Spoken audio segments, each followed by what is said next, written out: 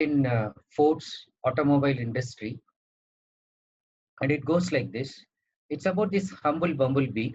It says that according to the aerodynamic laws, the bumblebee cannot fly because its basic weight is not the right proportion to its wingspan. But ignoring these laws, the bee flies anyway. Now, if the bee had to listen to the critics who keep telling that no, your weight is not proportionate with your wings, this is not according to the aerodynamic law, so how can you defy the law? The bee can never fly. So there are critics around you, okay, and who are negatively likely to discourage. So those criticisms you need to ignore, and then you need to fly. On the other hand, to develop real growth mindset, we also need to listen to our critics. So this is something that we will look at it in the coming one. So this is the concluding part. So where I'm going to discuss about the secrets of developing growth mindsets.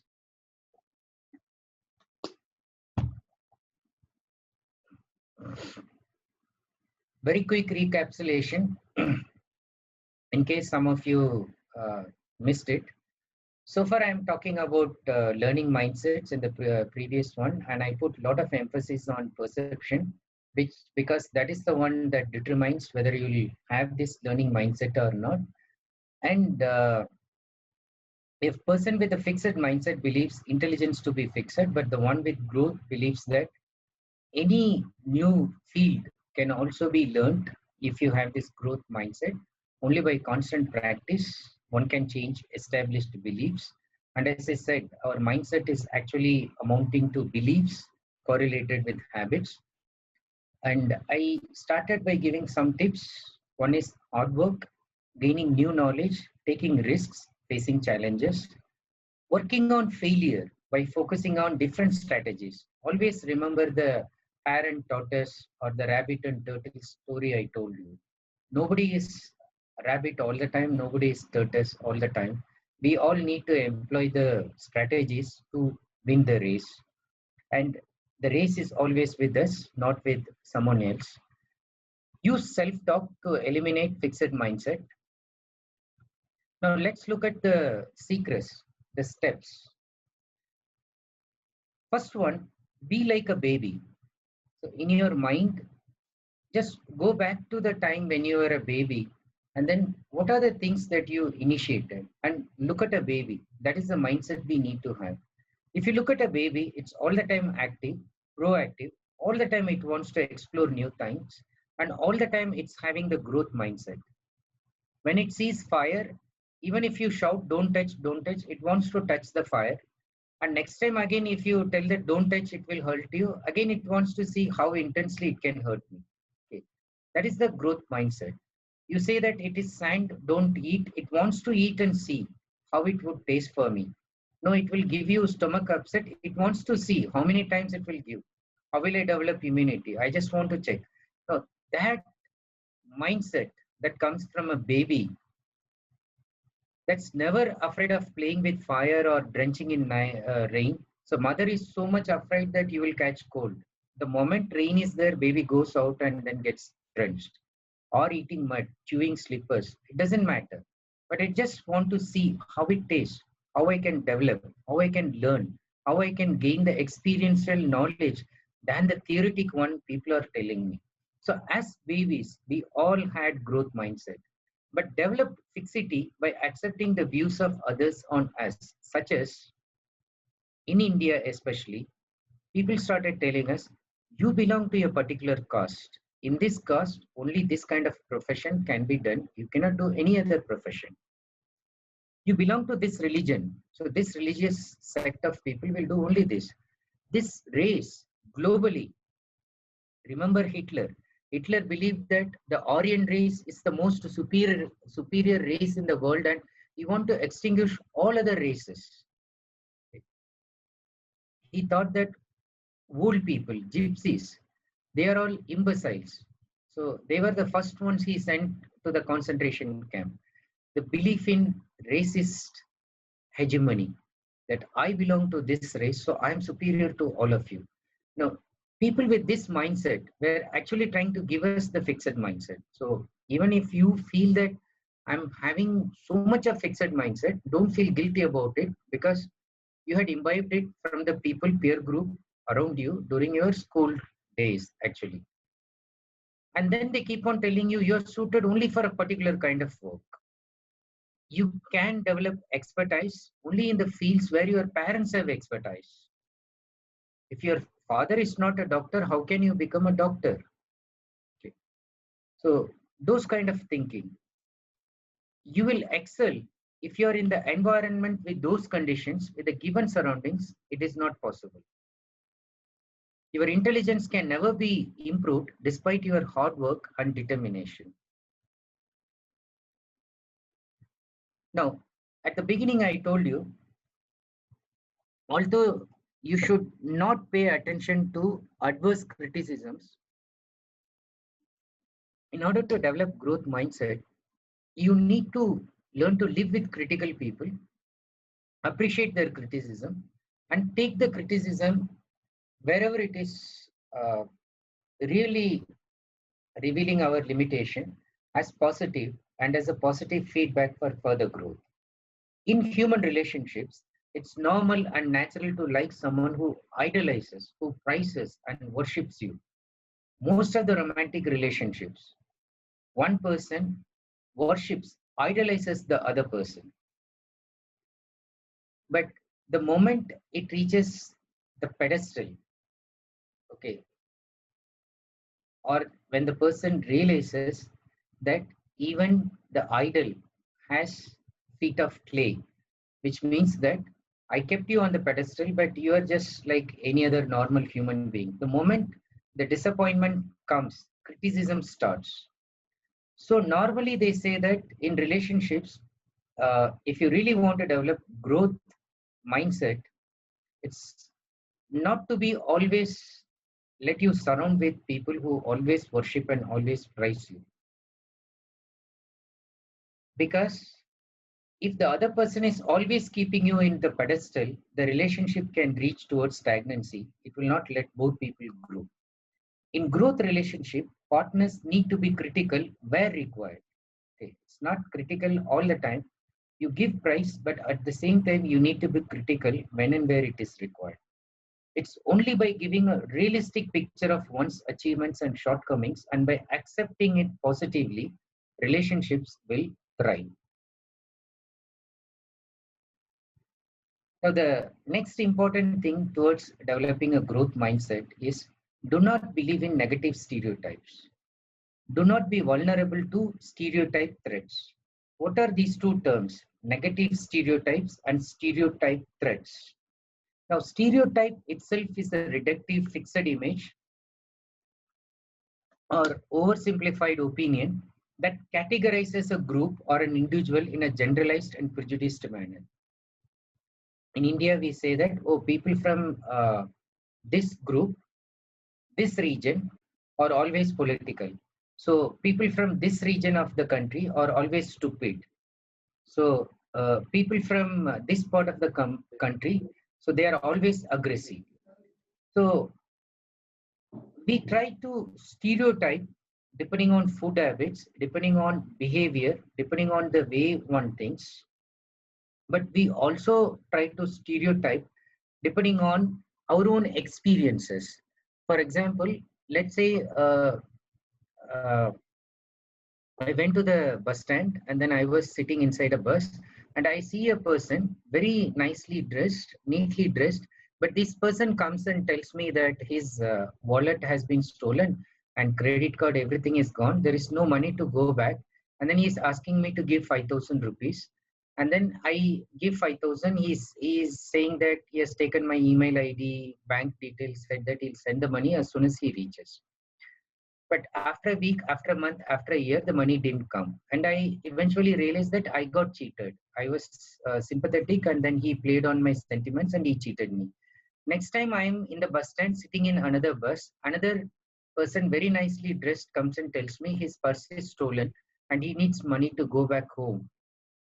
I have already formed a stereotype and I started shouting at this person and telling that you groups, you cheats, you are like this, you always cheat people. So how many people are like that? So cheating others. But little did I realize at that moment that he is actually a genuine person. He was about to go for an interview, and then he came to a new place, and they stole the purse, and he could not go back home. He's completely crestfallen already, and I further hurt him. Now, why I did this? Because I had formed a stereotype that people who dress neatly and ask for money are actually cheating us. Now, this kind of prejudice is always formed, and then we started forming stereotypes. Now, similar to this, stereotype threat refers to being at risk of confirming as a self-characteristic a negative stereotype about one social group. Some people saying, like, you are not coming from the educated community, so you are coming from this service community, so you cannot actually do well in college. So that is stereotype threat. And if the person believes in that, is actually subscribe to the threat. Now, this is studied by two other psychologists, Steele and Aronson. So they studied this in terms of the black students. Okay, the black students against white students. So the black students are the socially downtrodden one, and then already there is racial discrimination. And they wanted to know why they are performing more poorly on standardized tests than white students when the race was emphasized. Whenever the teachers were telling, so you are with white students and white students will always do better than you. So their performance went low. But when race was not emphasized, black students performed better and equivalently with white students. In the sense, either when the black students and the white students were kept separately, so then they were able to do better, or if there is a teacher who is not highlighting this, then also they were able to do better. Now, succumbing to stereotype threat can undermine one's ability to perform. So, for example, there is a belief that boys have better aptitude for STEM. Now, girls have actually broken this for decades. Science, technology, engineering, and mathematics. There was a belief a long time before IITs were started that IITs, engineering disciplines, engineering colleges are meant only for boys because they are good engineers. And engineering those days meant only civil engineering. It meant only construction of dams, construction of roads, construction of bridges, and they thought that only men can do this. Men can do this, or rather better than women. But today, as you know, that all these things have been broken. How this could be broken? What these people studied, you can break this if you're able to give this sense of belonging.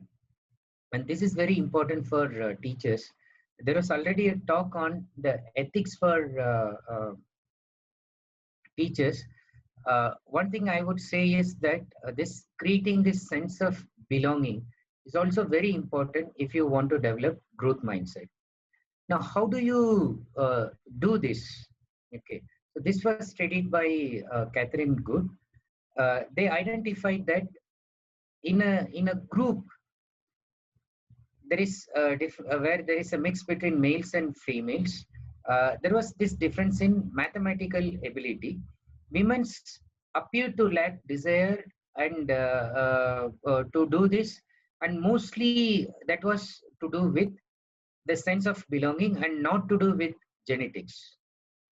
So what she did, she tried to fit them in a kind of academic community where all of them are coming from a low background, but they are able to perform better. The moment even this girl who is not doing well is put in that group, when a sense of belonging is given, all of you are this group, but all of them are believing in hard work and doing better in mathematics. So you also join their group. When that was given, as Beck points out, when sense of belonging is protected by learning environments that convey a malleable view of intelligence, students may be less vulnerable to the impact of negative stereotypes on achievement and intention to remain in the domain, which simply means give them sense of belonging and the learning environments will thrive and generate growth mindset people. So this contributes to create a sense of belonging to where you need to be. Now, uh, concluding thoughts, the most important thing that you need to remember as a teacher, as a kind of experimenter, as a person who wants to implement growth mindset is that you need to remember Hawthorne effect. What is this Hawthorne effect? It's another interesting thing that psychologists found in terms of motivation theory. So simply speaking, it refers to the alteration of behavior by the subjects of a study due to their awareness of being observed. What it means, when you study someone and if they know that they are being studied, their behavior changes. How the concept emanated, it started with Elton Mayo and his colleagues who conducted an experiment during the 20s. And what did they want to study? They wanted to study the workers' productivity in higher and lower levels of light, cleanliness, increase and decrease in duration. What it means, they thought a worker will produce more. Now, worker amounts to even all of us. Like anybody who works for an organization, these people thought that they will work more, they will produce better if, for example, the light level is very bright.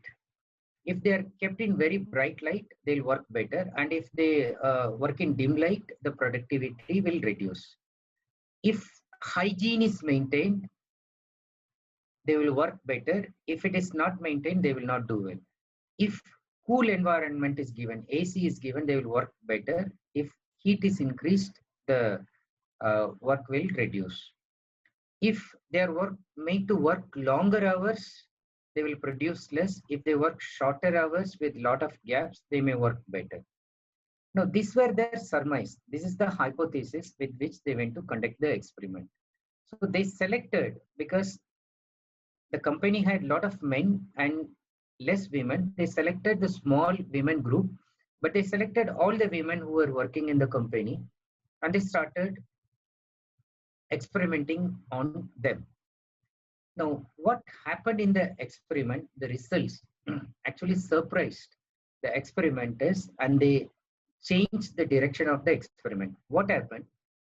When they gave them bright light, the productivity increased. They thought that when they make the light dim, the productivity will reduce. But when they put them in dark environment, the productivity continued to increase. When they put them in air-conditioned rooms, it increased.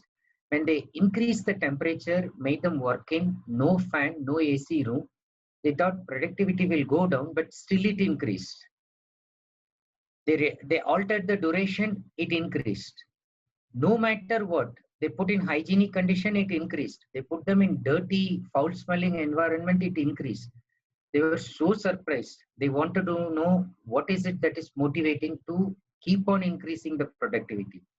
They went and asked the women employees who were experimented.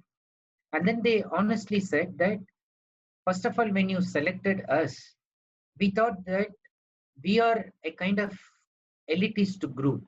We are forming a kind of elitist group that is representing our organization. And we had this sense of belonging. We understood that you are trying to study on productivity, depending on and determining the way we are going to produce results. So we decided that since we are kind of given a special status, we need to prove to you that no matter what, our productivity will keep on increasing. So what they understood is that it's not the environment, it's not the money factor, it's not even the inducements, it's not even the air-conditioned environment, but it is the intrinsic value that these people who are developing is the one that will keep on enhancing their productivity irrespective of any changes in the environment. So Hawthorne studies found that workers were more responsive to group involvement and managerial attention than to financial incentives. They didn't bother about money. Positive emotion and sense of belonging can work wonders.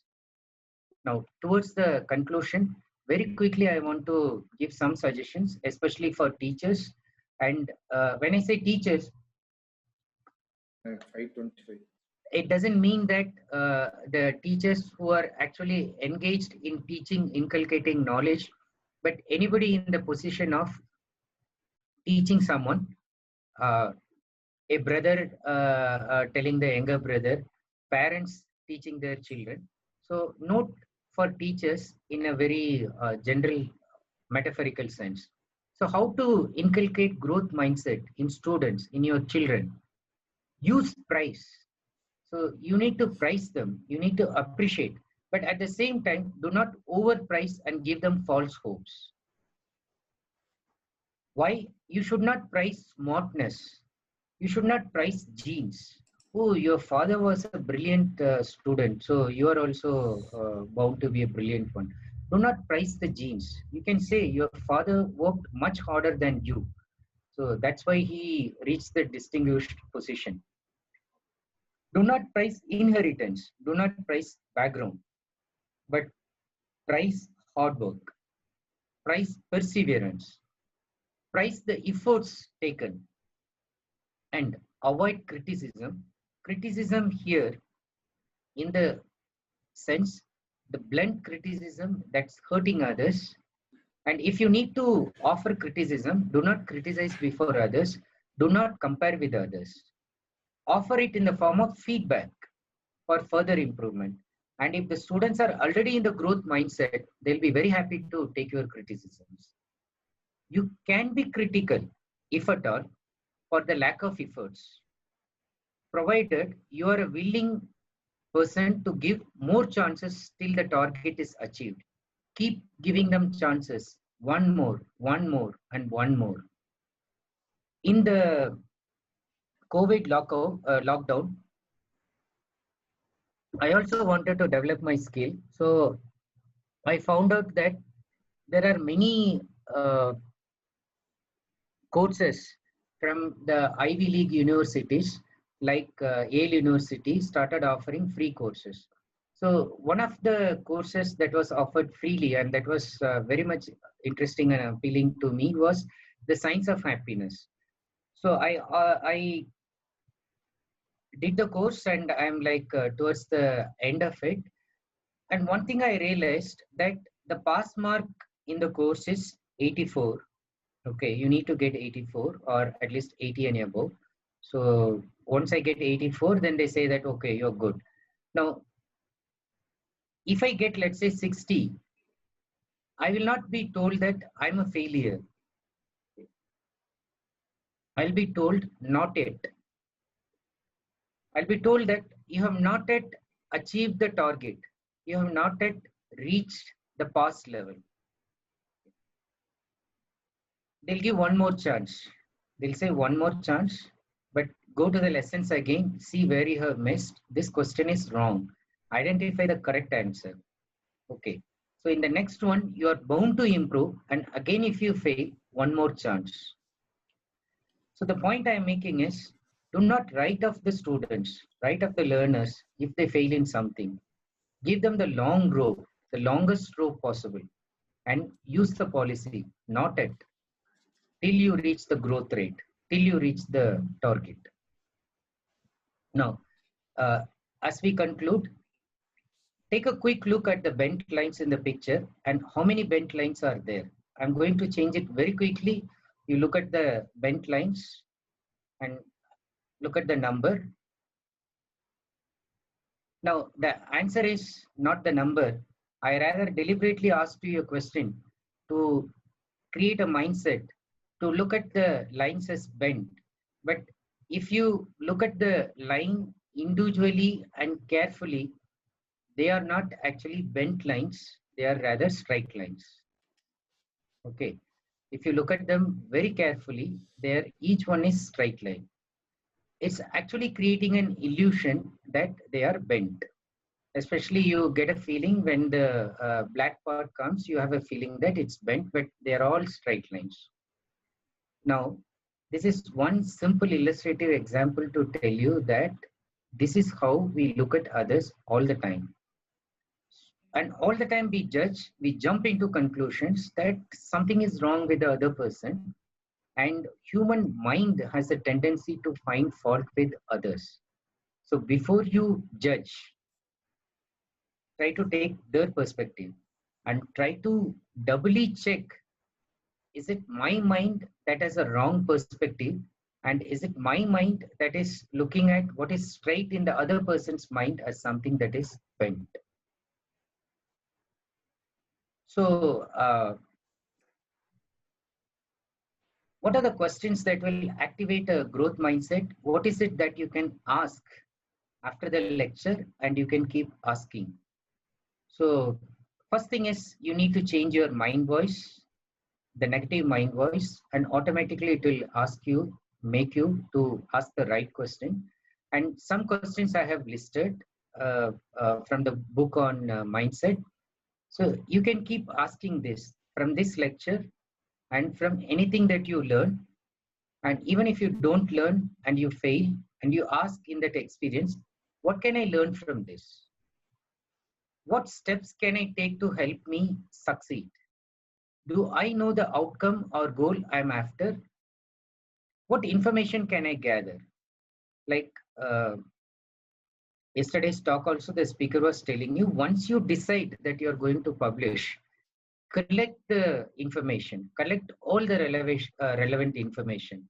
The information that you gather will again determine the quality of your output. And from where can I get constructive feedback? So if I had a plan, and then what can I do? When will I follow through on my plan? Where will I follow through on my plan? How will I follow through on my plan? And each day, what did I learn today? What mistake did I make that taught me something? Is my current learning strategy working? Remember, there is no smartness. It's only hard work plus appropriate strategy. The hare can also win the race. The tortoise can also win the race. It depends on how you change the strategy. And if I don't win, how can I change it? What did I try harder today? What habits must I develop to continue the gains I have achieved? Your questions determine your focus and greatly influence your reality. In a fixed mindset, our reality is dim and limited. Your world is small. The more growth-minded questions we ask, the wider, brighter, and larger your world and possibilities become. Finally, I'm going to conclude. Make incremental changes. Make step by step. Take baby step, inch by inch, step by step, brick by brick. As they say, Rome was not constructed on a single day. Brick by brick, you construct. But move forward and move in the right direction. That's enough. As long as you are moving forward, moving in the right direction, the pace does not matter, but you need to just keep moving. Very soon you will find epic change and monumental transformation in the long run. Let me conclude with a quote from Einstein. He says, education is not learning of facts, but the training of mind to think.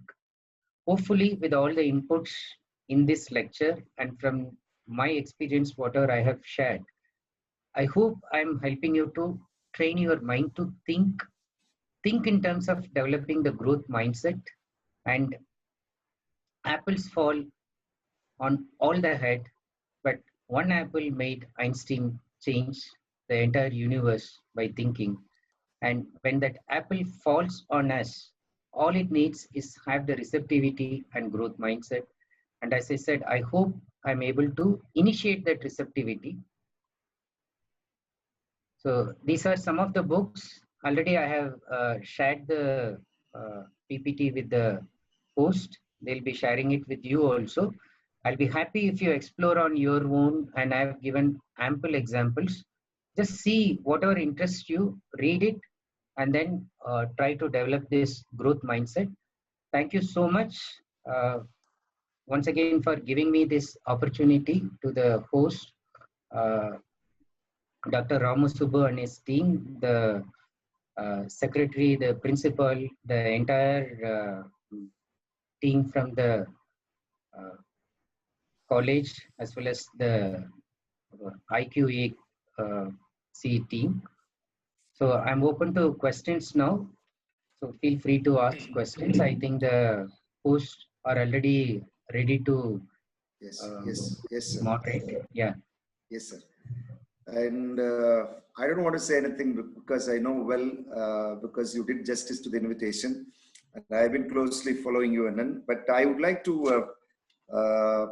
present it to you that I have picked up few appreciation from the chat box, so that would refresh your mind after the session. And somebody said it is very refreshing, brainstorming, mind-blowing session. And there is a quote often we remember, that slow and steady wins the race. You really won the hearts of many people here. And I would like to, I have carefully I've collected, picked out few compliments from the chat box. And I take 2 minutes. We feel like a classroom after a long break due to COVID, noise-free and informative session.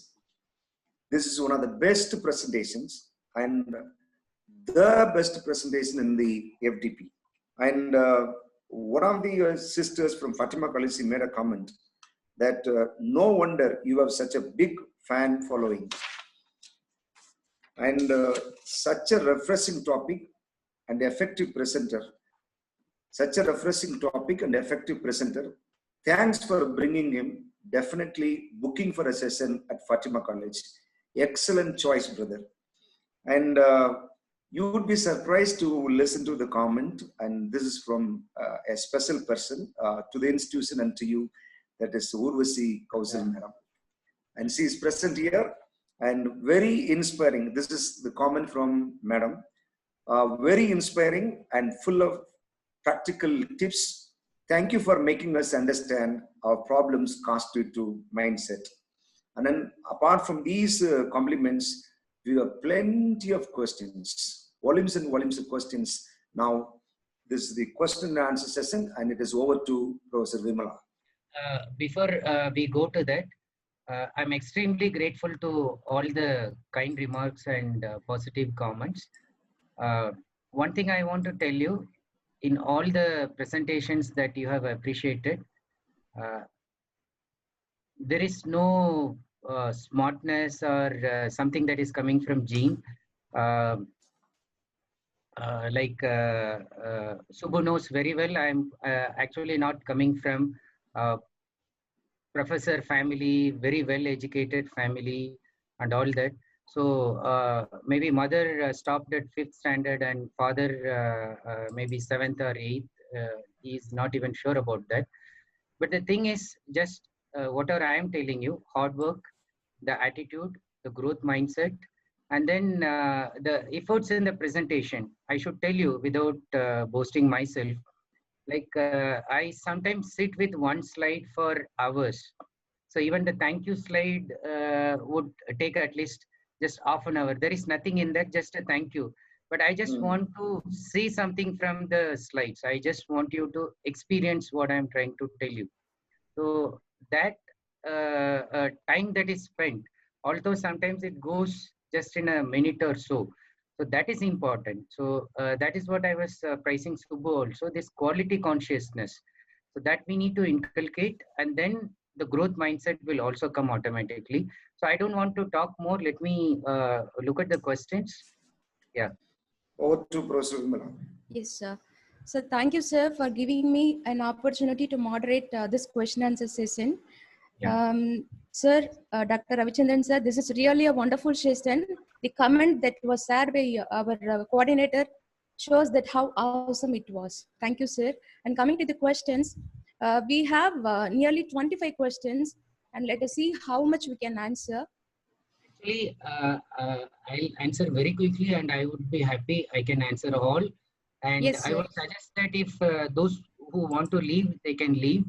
And you can very quickly, if possible, tell the name and the questions. Yeah, let's go. Sure, sir. This question is from Sebastian Mahimai Raj. He says, kindly tell us what is the difference between attitude and perception. And he has also got another question. You have explained the different types of mindset. Which one is the best mindset for students and professors?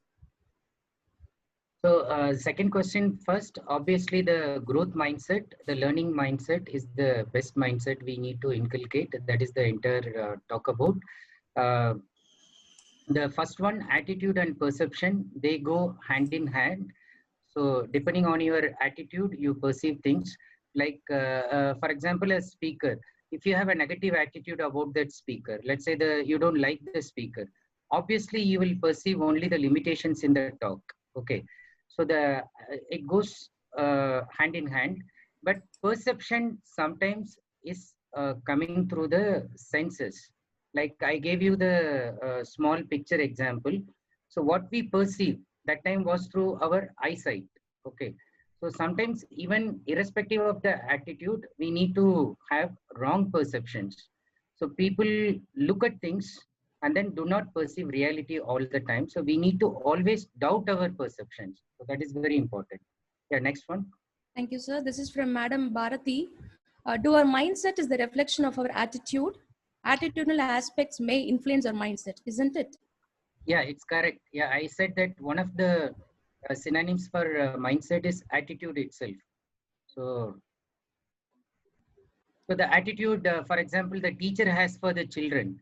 So I remember my son wanted to, when he was in first standard, he wanted to change one teacher and go to the other class. To the principal we went and then got the class changed.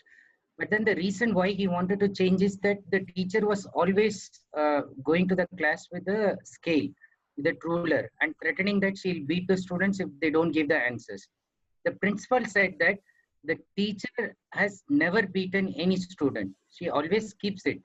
But then the attitude reflected by keeping it. So that was actually threatening the students. So once he went to the other class and where the teacher was like without this scale or no threatening mannerisms, he was able to talk the class. So that is a personal example I would like to give you, that our attitude actually matters. Yeah, next one.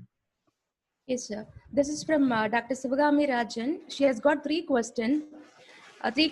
Shall I read one by one or shall I read it continuously? Yes, all three. Yeah. Yes, sir.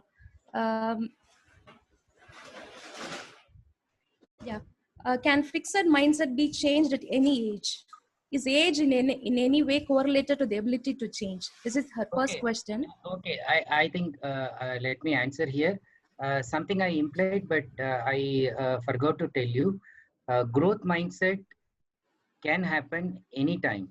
So do not believe in age. Okay. So in fact, like as people grow elder, so that's the time they realize that they can learn something new.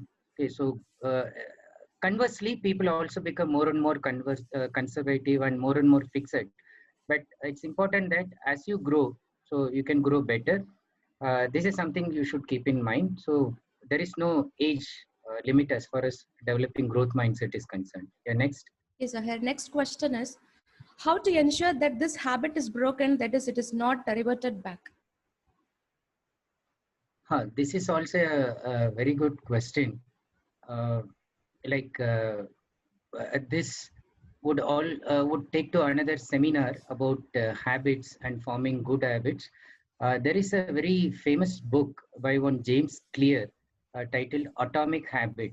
And if you have, if you are a subscriber to Kindle, it's available also on audio version. And this is something that you need to read. But however, I remembered it because of this, because he says that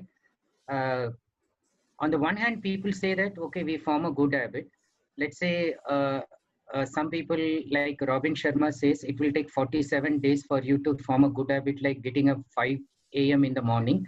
Some people say that at least 15 days. Some people say that at least 3 months for you to set in a habit. So, thank you, sir. No, let me finish. Having said that, James Clear also says that this bad habit will come back as long as you expose yourself to the cue. So the cue is, for example, the person has stopped smoking and he started smoking in a company of friends. Now, whenever he goes back to the company of friends, and when somebody will give it, so the habit will come. Okay, he will try to change the habit, but that is where willpower and determination is required, and you have to go to the growth mindset talk that tells that no, no, don't change, don't change. It's very, with 3 months you have stopped it, now push it further. So increase the frequency. Initially you may come back, but then try to increase the frequency. So that is the key. So do not think that you are going to stop it completely, but start increasing the frequency. Yeah, next one. So third question is, what if there are no learned mentorship around? In every situation, to have a mentor is not possible for students alike. So we need not look for some mentor in the form of a human being, a senior person. So sometimes even a movie that you watch can make you think so deeply and then change you. Sometimes a book, the author can be your mentor. So different times I've been listening to different authors, and then I continuously follow their series lectures. So Carol Dweck, for example, I have never seen her, but I would consider her as one of my mentors. I watch her videos, and whenever I also get into this fixed mindset, I just go back to watch one of the videos. In fact, my volunteering to give these kind of lectures, there is a small selfish interest also. The time I tell you develop your growth mindset, I'm also telling much more vehemently, much more with reinforcement that I should never get back to the fixed mindset. So we are our own mentors, and mentorship is something we can also get from various other sources. Okay, if you are getting a human being, a really benevolent one, you are lucky, you are fortunate. But if not, seek that mentorship from other sources of knowledge and experience available around us. Yeah, next one. So, next is from Madam Suji.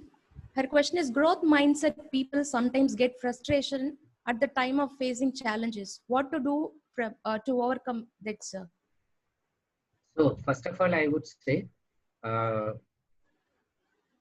growth mindset, if you develop fully, you will not be frustrated. Okay, stress, frustration comes when you are in the transition from fixed to growth mindset, because when you have the growth mindset, you always know that the situation is much more challenging. Frustration, if you go by the definition, you have a goal and you are not able to reach the goal, so you are frustrated. Now what happens to the growth mindset person? He will know that, oh, from this door I am not able to enter, I should find out other 10 other doors which are open, I should enter through that route. Different strategy. When you change the strategy, frustration disappears. Yeah, next. This is from Raja Sarkar. Sir, in a world full of naysayers, how to keep oneself motivated at every level of life? So as I said, uh, like, look for things that motivate you. So the talk, for example, can motivate, quotations can motivate, people can motivate. As I said, movies can motivate. Sometimes even watching a comic movie so motivates a person. Identify what motivates you. And then the other thing, the moment you say, in a world full of naysayers, you are identifying that you are trying to put you in the fixed mindset category, and you are seeing all the time that all the people around you are fixed mindset, and all the time they're saying no. It's not like that. Out of 100, there is one person who is waiting for you at the other side to push you, to give an encouraging hand. Now look for that person, and when you look, you will always find. Okay, so, and overcome that mind that always sees people who are saying no. And the other aspect is, let there be naysayers. Develop the growth mindset and prove to them, and then change the naysayers to say yes. Okay, I can trust this guy. He's not like that. So change their mindset. So as Mahatma Gandhi said, be the change you want to see in the world. So change the people around you and start the change with you. Yeah, next one.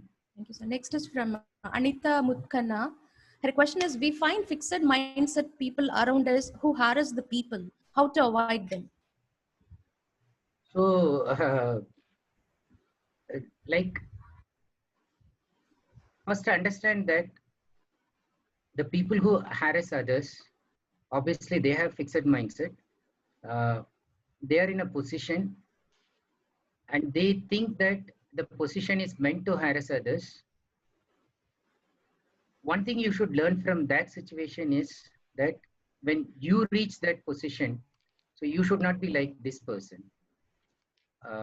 And second thing, try to immunize your harassment. So try to prove through your action, speak less, show in your work that despite the, remember the Hawthorne effect that I was telling you, harassment was given to the workers in different form, unhygienic environment, dim light, no less incentive, till they proved, until they excelled. So that changed the experiment, that changed the theory. So that's what I would say, be patient, be tolerant.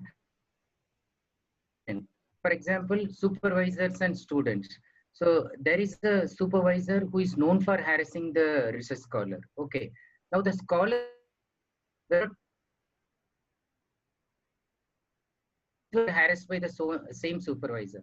One scholar grows and then continues to be harassing much more than the supervisor. The other scholar grows and realizes that this, I should not be harassing like my supervisor. I should be more benevolent. So all my lecture is directed towards becoming this other person, learning from others' harassment, but still inculcating that growth mindset and then becoming more beneficial in a situation where we can choose harassment easily. Okay. So John Aston said, power, okay, is the ability to do good things for others. Whereas people believe that power is the ability to harass others and show that I have power and I'm enjoying power. That is wrong. If you get power, try to do good things, and the good things that you do will come back to you in many fold. Okay, just try it. So just for my sake, you try it and you will see the change. Thank you for asking this question. Next one. Yes, sir. Next question is a bit interesting. I think many teaching fraternity would have this question. This Okay. is from Gandhimadi, Triple V College. Some students are listening well in the class and they do not do it in home due to laziness. How to encourage them? Give tips for that, sir. Listening well and they do not follow it in home due to laziness. Maybe some activities they do not do at home because of laziness. okay. So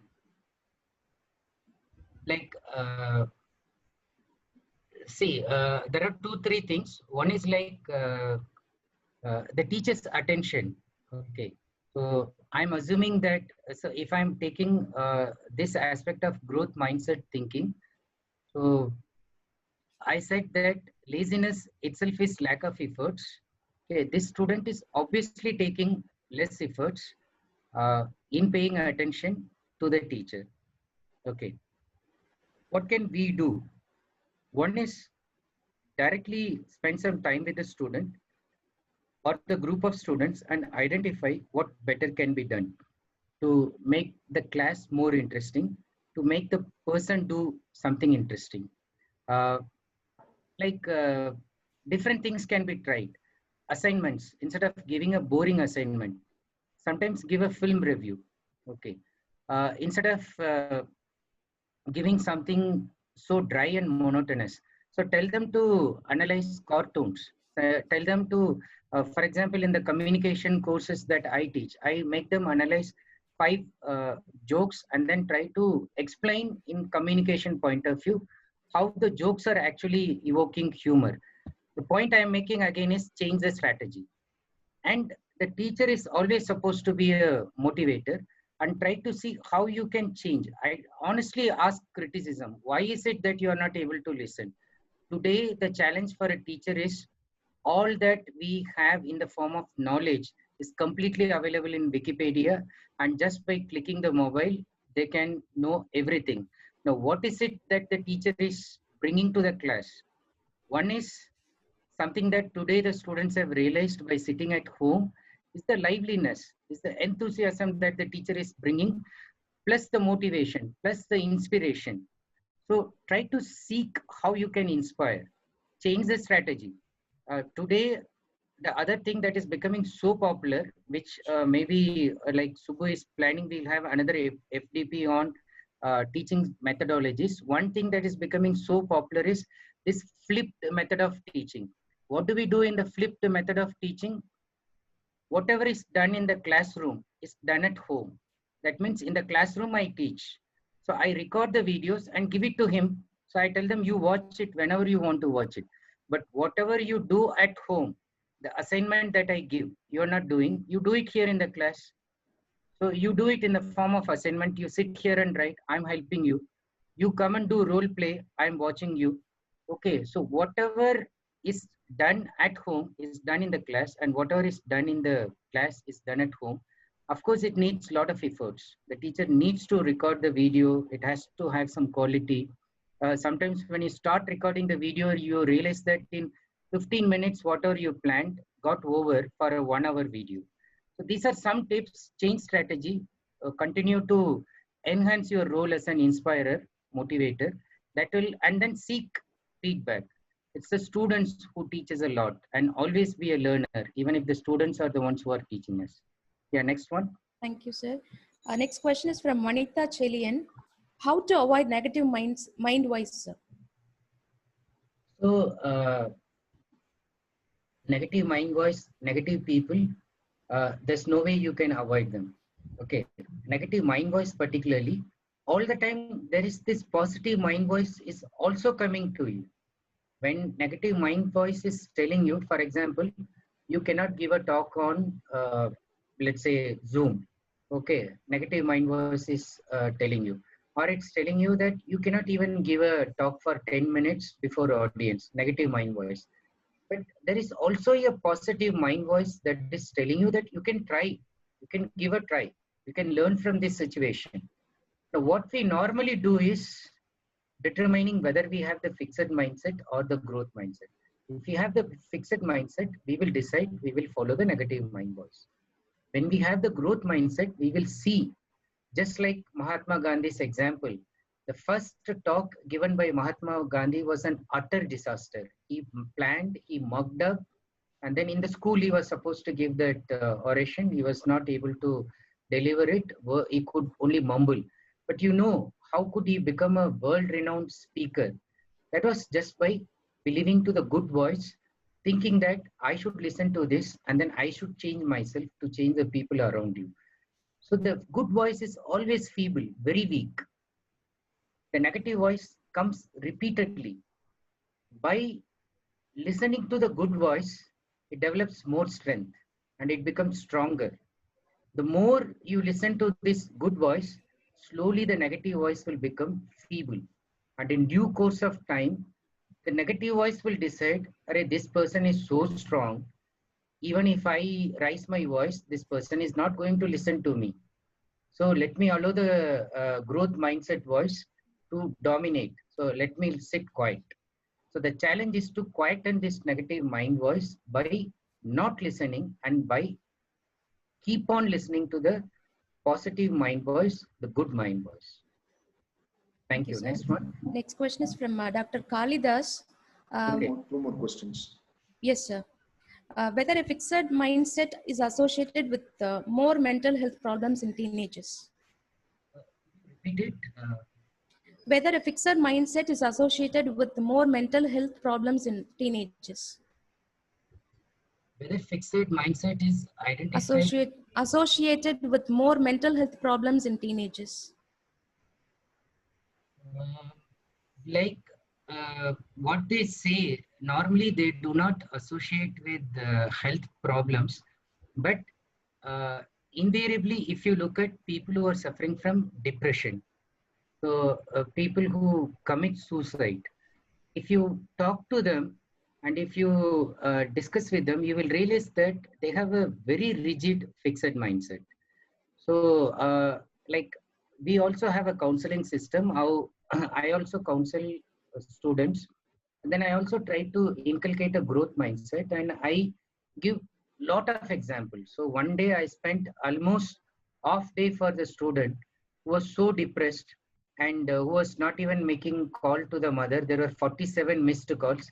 First thing I requested him, just call your mother and tell you are okay, and then we will continue. Then he did it very reluctantly. And then I gave lot of examples from my life where out of depression, I would have completely gone astray, but how I changed and then how I reached IIT Kanpur. So he listened to everything and then he was charged. And then next day he came, again fever, again distress, and he said, "Sir, wo sab theek hai, like whatever you said is fine. In your life it happened. In my life it won't happen." Okay, because you come from a different background. So there is some link with mental illness, mental health, and the fixed mindset on the one hand, but on the other hand, the recent studies that is happening, they are believing that we can change the mental health by inculcating the growth mindset, which is difficult once the fixed mindset is fossilized, but nothing is impossible. So as I said, we need to make this baby steps one by one. Yeah, next. Thank you, sir. And the last question is from Madam Kodaikani. Whether heredity plays a role in mindsets, sir? So this is something that I've been telling from the beginning. Whether hereditary is trying to give you a fixed mindset or growth mindset, first of all, is not the question, because hereditary, if you understand, or circumstance, if you understand, is actually a condition that we have imbibed through habits that have been developed by family over a period of time. For example, let's say food habits. If I say that I'm a non-vegetarian and it is there in my genes, okay. Now what it means is my parents, my sisters, my brothers, all those people, all the time were eating non-vegetarian food, and from my birth they were giving it to me, and then wherever I went, I was surrounded by that, and I started eating it. Fine. Now suddenly I have some kind of thinking that I'll stop this. I may become a vegan. Now, vegan is something you don't even take cheese or milk products. And then for my children, I start with giving only those vegetables and pure vegetables. Now, my grandchildren who are growing, they're likely to hate non-vegetarian thing, and you may say that that is hereditary, that is coming from the genes because the parents were vegetarians. The point I'm trying to prove is like diabetes, blood pressure, cancer, all these things, including habits, fixed mindset, everything, the people, when they say hereditary, it's a condition that we have accepted through our habits over a period of time. Now, growth mindset says the first is awareness, realization that we have accepted that as a mental condition over a period of time. Now, the time we have inherited, that is a long time. Okay, now we need to spend at least equal amount of time, half of the time, with reinforced efforts to change that. I would not believe any of the things are hereditary. And even if you think that some symptom, some trait is hereditary, with growth mindset, it is possible to change. So that is the sum and substance of the entire lecture. So nice that you asked it towards the end also. So any other new questions or? We post it to you to your email. Okay. And now we have come to the end of the session. Before that, I must be very grateful to you, Dr. Bhaskaranan, and it is Bhaskaranan from Pandingram University. It is he who has introduced you to me, and from there our friendship blossomed.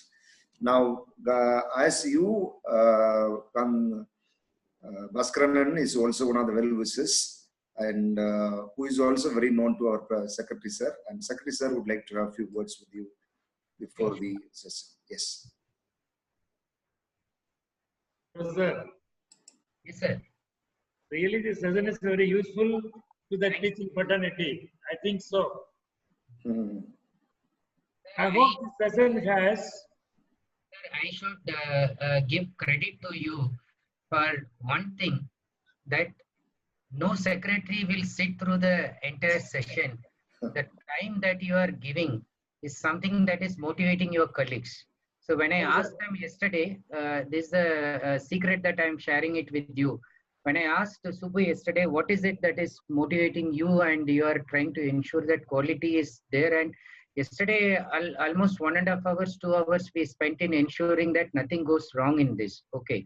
He said that, so our administrators are sitting and then listening to the session. So it is something that is inspiring, but it's at the same time ensuring that we do not mess up and we should take utmost care. So the time that you are giving also matters a lot, and it means a lot to them. And since you said this, I'm happy that I could share it with you. Yeah. I hope this session has inculcated a growth mindset and a learning mindset in all of us, Professor.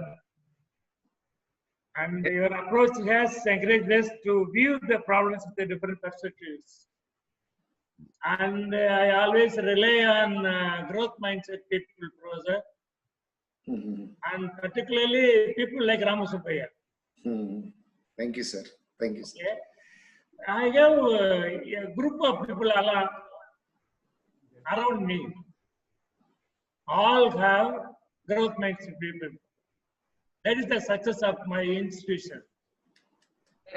I could see the principal sir also. So the same thing I said should also be credited to them. Most of the sessions that I give, including the organizers, they will start it and then they will run away, and then they'll try to come and see whether session is going or not, and they'll say that time is over, let's conclude. So truly, like one of the questions that were asked, you two people are indicating that age is no bar for developing growth mindset and inspiring others to develop their growth mindset also. Yes, sir. Sorry to interfere you. I thought I should share. No. I have learned much from your talk, Professor. Okay, sir. Though I have so many experiences, the growth mindset is more essential. Whenever we enter into a work, we must have the idea of growth mindset. Yes, it is possible for me. I can do it. This sort of mandram is necessary. I think so. Excellent, sir. Anan, you want to say something to our secretary, sir? Thank you, Professor. Thank you, Professor. Yeah, exactly, you said it right, sir. Thank you, Anan. And now we have a few words from our principal as concluding remarks. Professor Ravichandran sir, really we are very grateful to you for giving a continuous 2-hour marathon session for the participants. So your presentation is based on 3 parts. One is mindset, learning mindset, and developing mindset. So I would say this is a relevant topic to the faculties at right time. So really it is very, very interesting and enlightening session, Professor. You give excellent explanation related to mindset. That is very, very important. And really I enjoy 2 things from your presentation regarding secrets of developing growth in mindset. In that slide, you quote one line, learn to live with critical people. Really is an interesting one. And another one, really I enjoyed with this area presentation, and how to inculcate the growth mindset in the student. In that presentation,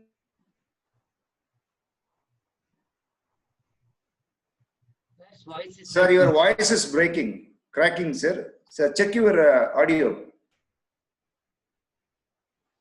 Sir, principal, sir.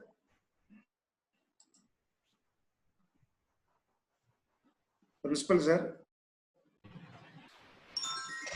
Yeah, admin can check his mic.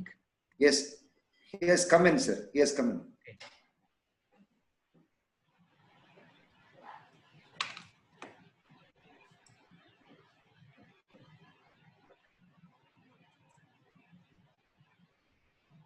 So Subhu's mic is also muted now.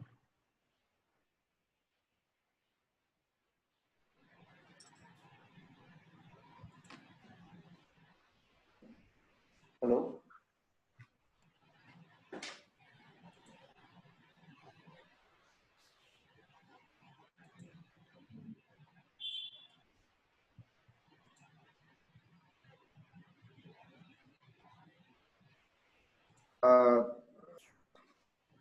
Excuse me, sir. Sir, cut ஆயிருச்சுன்னு நினைக்கிறேன் உங்களுக்கு.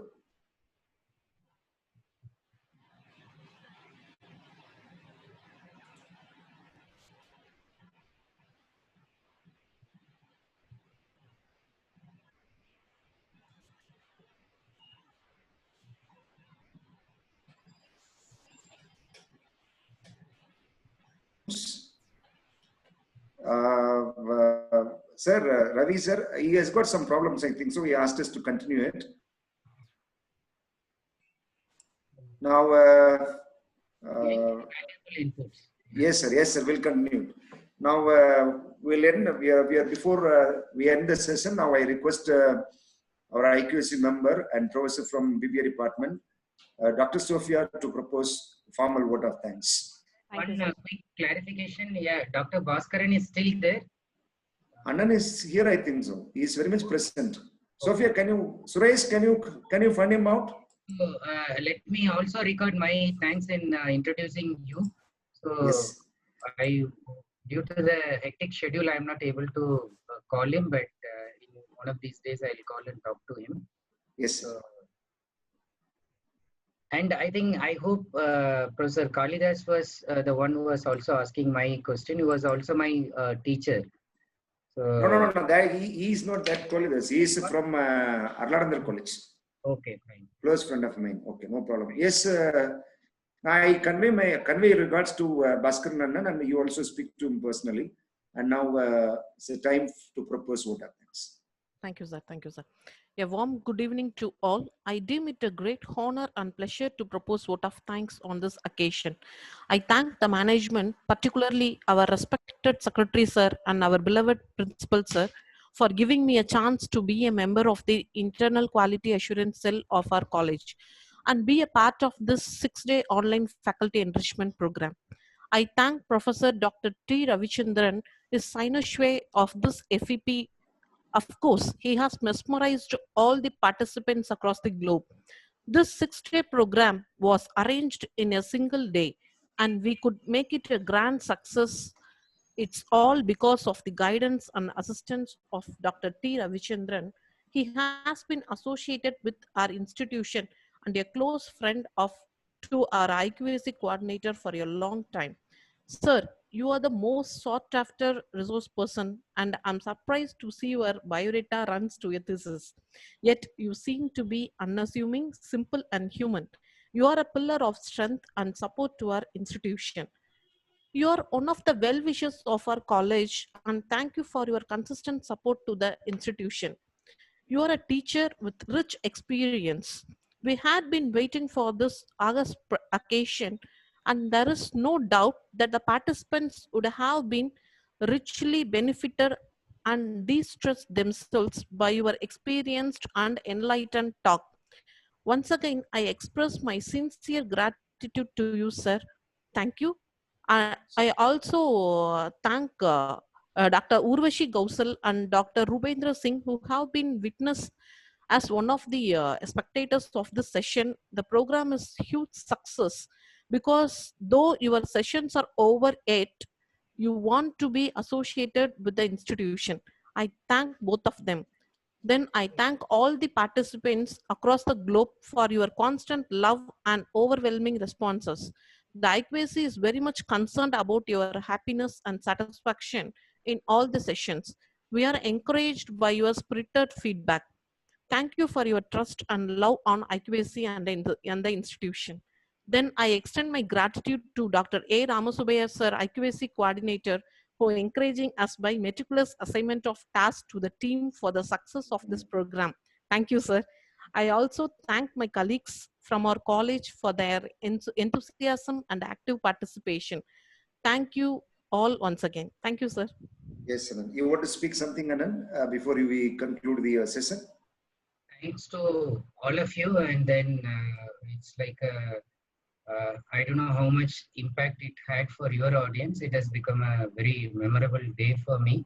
Yes. So coming back to my own people and reaffirming the faith in humanity, friendship. No, you cannot say like that. No. See, I'll tell you, we have audience from from Haryana, no, so many states today. So many states, at least out of 32 states, no, we 20 to 25 states would have represented. It's all because of your session. You should not say that whether they are benefited or not, because we are extremely happy to have your session. Please go ahead, and sorry for the interruption. I think the session went without any technical glitch, right? The Yes, audio, yes. Right? Yes, yes. Please go ahead. No, that's all. I just wanted to thank. And what about the principal, sir? He was about to say something and then got interrupted. Is he in? Is he in? The principal, sir, I say probably since there are some problems in his connectivity, and probably he would have left. I think so. And then I should thank you, and at the same time, I would like to bring up your knowledge that one madam is closely following us from California, from United States, and still she is present here. Probably it would have been 4 o'clock in early morning, and she is Julia Silva, and I could see her in page number 1. Thank you, madam. We are very kind of you that you have been closely following us for all the 5 sessions. And we'll be very grateful to you. And please don't miss the last day session. And we would like to see you, and we would like to listen to your voice in the 6th day in the valedictory session. Thank you so much, madam, on behalf of the college. And Anand, there are one more participant from UK also. And please, the outside participants, overseas participants, don't disappoint us. Please come here, join us the last day. So we would like to listen to your voice, and we would like to see you all, so that it would be more encouraging, motivating us not to conduct more number of programs, because already Ravi Anand told us that to conduct an international online faculty development program, and he ensured illustrious resource persons from all walks of life, and also he has ensured us that I will give you 10,000 participants. And thank you so much, Anand, and very kind of you. Thank you for a good gesture. And I thank our secretary, sir. I thank our principal, sir. And I thank all the participants that you have been closely following us. And let us meet on Monday by 3:45 with a scientist from Maharashtra. With this, let us conclude the session. Now it is over to admin. Yeah. It's IQAC, Mannar Tirumali Nayakar College, day 4, 16th May 2020, Developing Growth Mindset in Distressing Times. Speaker, Dr. T. Ravichandran. Session officially ended now. Thank you. Thank you. Thank you.